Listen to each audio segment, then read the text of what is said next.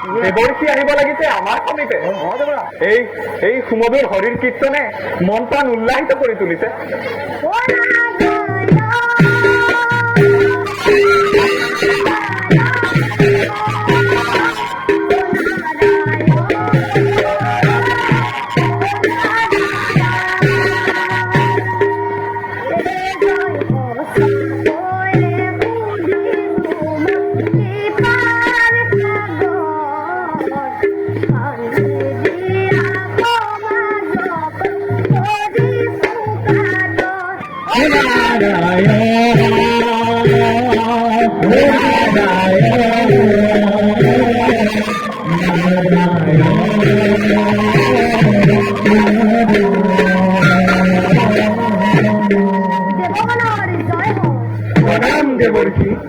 দেৱৰ্ষি আপোনাৰ আগমনে কৃতাৰ্থ কৰিলে এই দেৱ সমাজক আৰু পবিত্ৰ কৰি তুলিলে এই অমৰাৱতীপুৰক।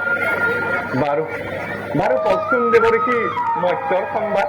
শুনা হেৰা অমৰ মণ্ডল, অচিৰে অমৰাৱতীৰ মিলিব পাৰো। অচিৰে অমৰাৱতীৰ মিলিব পাৰো। কি ক'লে দেৱৰ্ষি? কি ক'লে? অলপ ভাগি পাতি কওক দেৱৰ্ষি, আমি ঠিক বুজিব পৰা নাই দেৱৰ্ষি। শুনা তেন্তে অমৰি, হালবাই দিগ্বিজয় কৰি প্ৰবল বেগেৰে আহিব লাগিছে স্বৰ্গ অভিমুখে।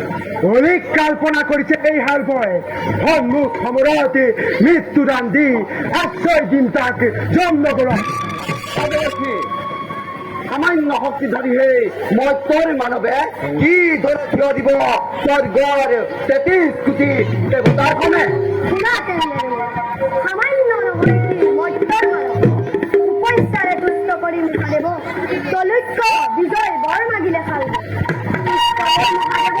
দিলে বৰদান আৰু প্ৰদান কৰিলে এক অদ্ভুত ৰং, য'ত উঠি আহিব লাগিছে স্বৰ্গ অভিমুখে।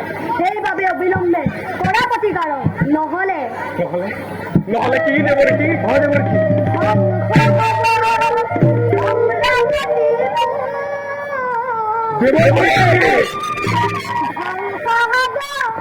আজি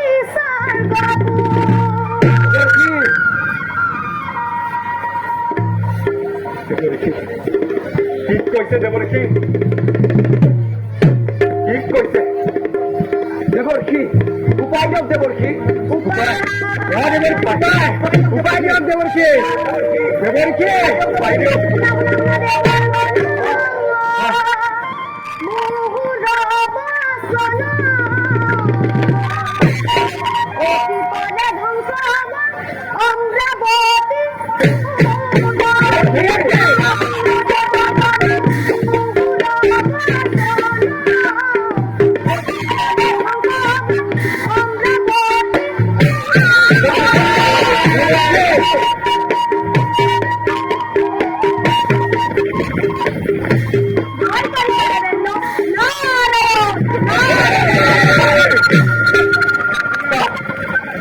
শুনিলানে বগন?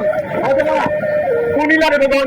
দেৱৰ্ষিৰ মানে মত্যৰ মানৱে বোলে